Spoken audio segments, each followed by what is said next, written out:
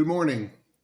I know that the title of this video is a little unusual, especially for something of a spiritual nature, but there's a reason that it's on my mind today, and I ask that you would bear with me. I have said the title of this is Wear Your Seatbelt, but Trust in the Lord. We know that seatbelts save lives. There is no doubt that they save lives, though they are not perfect. We should always, as Christians, trust in the Lord. But on the other hand, we should wear our seatbelts also when driving, because you never know when they will be necessary. And also, for your loved ones, encourage them to do this. And even if you did wear your seatbelt, many people who wear seatbelts die in auto accidents, or they live long lives and have never made things right with the Lord by receiving Jesus Christ for the salvation that he bought for them. But I'd just like to share some of these experiences with you. And unfortunately, it was yesterday that we had a tragedy in our family. And I'm a very teary person at times. I'm going to try to get through this without crying. But one of my wife's nephews he died in a car accident yesterday. Yes, of course, you're guessing he was not wearing a seatbelt. But it was such a grief to us because he was a very reckless young man. He was 22 years old. And when we heard that he had passed, this was something, he had had a number of near misses in the last few months. And it was probably maybe 4 months ago even that my wife had said, he's going to die. He's going to die unless something changes.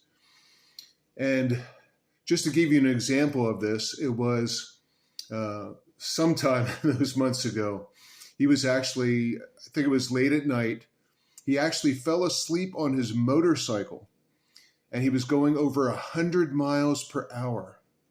Talk about a near-death experience.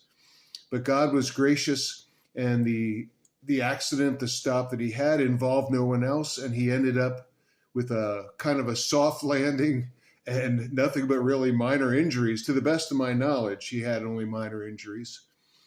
We had seen him a few weeks ago. We ran into him at a grocery store where he greeted us. We didn't know him very well, but as I said, he is one of my wife's nephews. And so then yesterday we got the call and we heard this. And as it turned out, yesterday we had rain here. And actually he was not driving, but he was exhibiting again that reckless kind of careless behavior because he wasn't wearing a seatbelt. He was with his girlfriend and they were following his parents. They were on the turnpike here in Pennsylvania, going to someone's wedding. And she hit a puddle where she was hydroplaning and lost control of the vehicle. He was thrown from the vehicle. And as far as I know, he died at the site. She, on the other hand, wearing a seatbelt, had minor injuries and didn't even stay in the hospital overnight. So you can understand there's a little bit of a difference there, although she is going to have a lot of pain that she's dealing with in the near future. Just emotionally, why did it happen to her? Her boyfriend is gone. But what can you do in such situations? You don't plan for those accidents, so wear your seatbelt. That's the idea. It's for the unexpected. And you can go a long time without wearing one and nothing will happen to you. Unfortunately, there is no evidence that we were aware of. And of course, just the very reckless nature of the young man tells us that he did not know Jesus Christ. He did not exhibit the Spirit of God or the sound mind that God gives his people. If something happened between he and the Lord of late, we wouldn't have known about it, but it would have had to have been very recent. Because even when we saw him at the store, he wasn't testifying of Christ. He was nice, but anyway, that's between him and the Lord. And I don't have any real genuine hope that he is where God would want him to be. Nonetheless, I also share that just from years ago, this is my own experience. Many of us will have these kinds of experiences, and then someone will come along, oh, I know so-and-so, and he got thrown from the car, and the car burst into flames, and if he had had a seatbelt on, he'd have died. I mean, nothing is perfect. I mean, man's technology is not perfect. But seatbelts save lives, and they really do. Back in college during my freshman year, there was a classmate I had something in common with. We had both lost our fathers. His father had passed away within a month of the beginning of the first semester of our freshman year. My father passed away in early December that first semester. Anyway, when we would travel together, I had a 1970 Ford Maverick, and it had no seatbelts. If you remember, I mean, some cars didn't have seatbelts, but if they did, they were only the lap belts. They weren't the shoulder belts.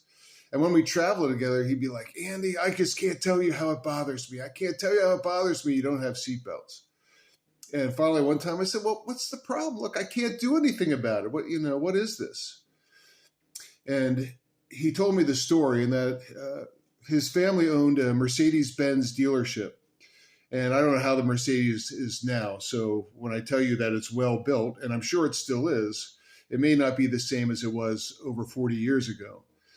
But he just said how his father was traveling back and forth between their home and to a cabin they had on a curvy road.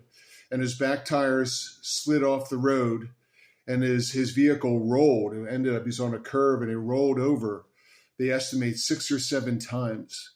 And he said the car was just built so well.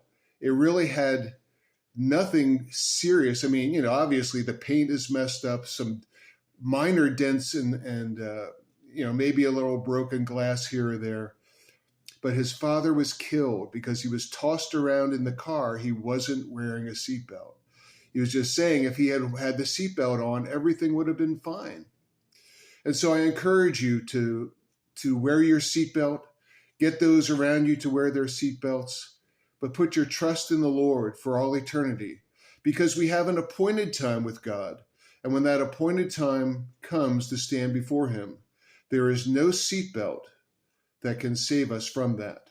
It is his time, and he is the sovereign God. I pray that the Lord would quicken this to your lives. Have a good day.